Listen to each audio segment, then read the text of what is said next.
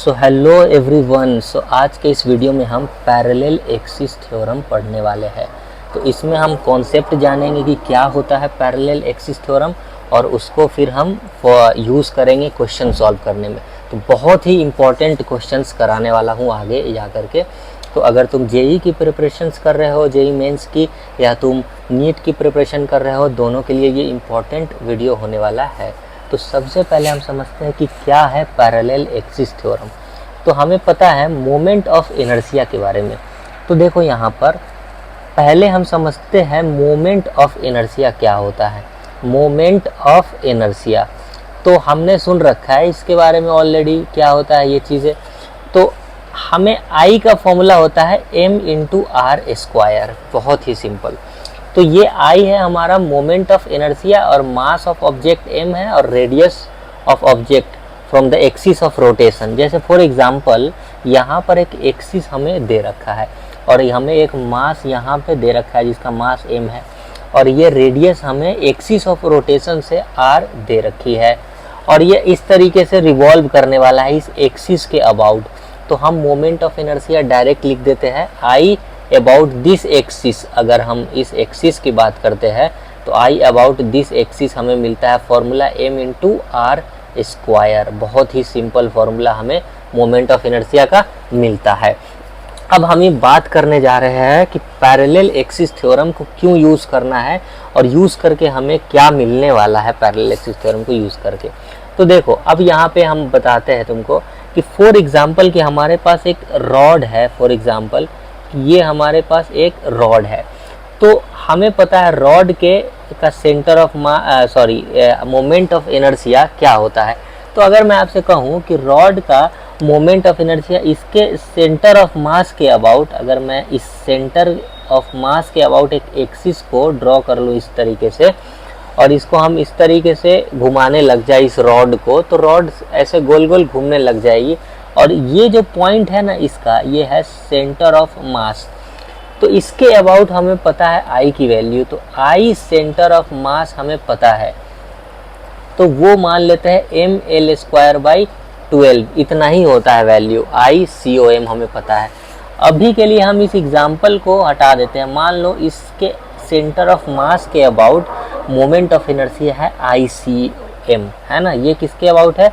Centre of मास के about है।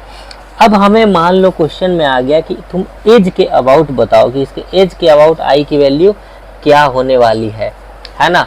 तो हम क्या करते हैं इस टाइप की सिचुएशन में, पैरेलल एक्सिस थ्योरम लगा देते हैं।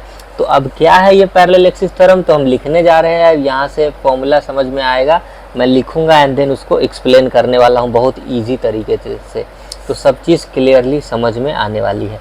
तो मैं लिखता हूँ I is equal to ICM plus m/d²। ये है पैरेलल एक्सिस थ्योरम। बहुत ही सिंपल तरीके से हमने इसको लिखा है।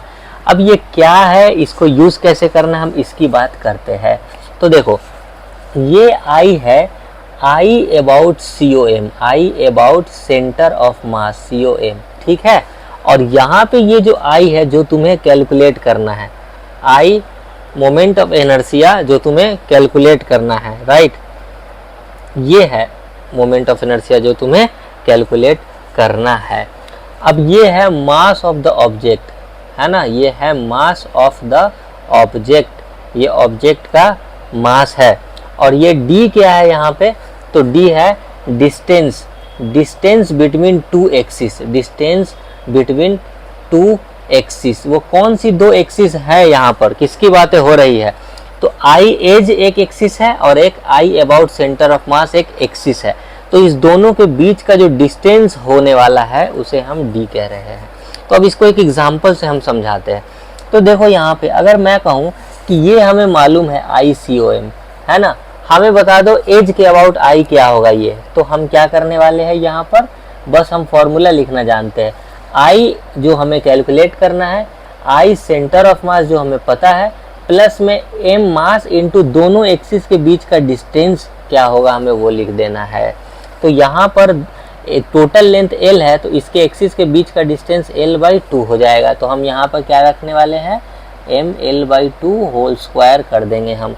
तो हमें यहाँ पे इसका आंसर डायरेक्टली मिल जाएगा। तो अब हम इसको एग्जाम्पल से क्लियर करते हैं, क्योंकि ये बहुत बड़ा चीज़ नहीं है समझना, बट इसे एग्जाम्पल सॉल्व करनी आनी चाहिए। अगर एग्जाम्पल सॉल्व करने आ गया तो सब हो जाएगा। तो आओ इसको समझते हैं। सबसे पहले क्या हमें समझ में आना है कि ये समझ में आना है I is equal to I C M plus M into D square. और यहाँ पे ये जो d है ये तुम्हें ध्यान में रखनी है कि ये जो d है यहाँ पर ये क्या है, distance between two axis. Distance between two axis मतलब ये दोनों एक्सिस के बीच का डिस्टेंस है ये, है ना। ये ध्यान में रख लेना है बस, और कुछ नहीं। चलो एक एग्जांपल कराते हैं हम। तो फॉर एग्जांपल मैं आपको देता हूँ कि moment of inertia MOI about centre of mass of rod is ml square by 12।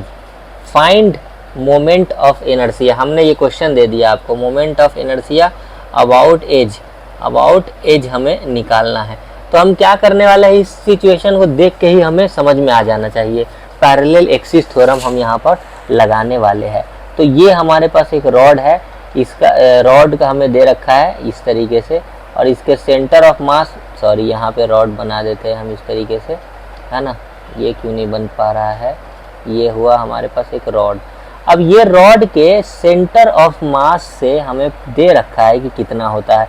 तो ये चीज़ें हमें इसके अबाउट जो मोमेंट ऑफ इनर्शिया है ना वो हमें पता है ml स्क्वायर बाई 12। हमें चाहिए इसके अबाउट मोमेंट ऑफ इनर्शिया। तो सबसे पहले हमें ध्यान में रख लेना है ये बात कि ये दोनों एक्सिस के बीच का डिस्टेंस है d, जो हमें फॉर्मूला में d पता है वो है l बाई 2, लेंथ बाई 2, है ना। ये ध्यान में रखना है। अब फॉर्मूला लगा दो। तो किसके अबाउट I चाहिए हमें, वो इधर रख लो LHS में, इसके अबाउट हमें I चाहिए।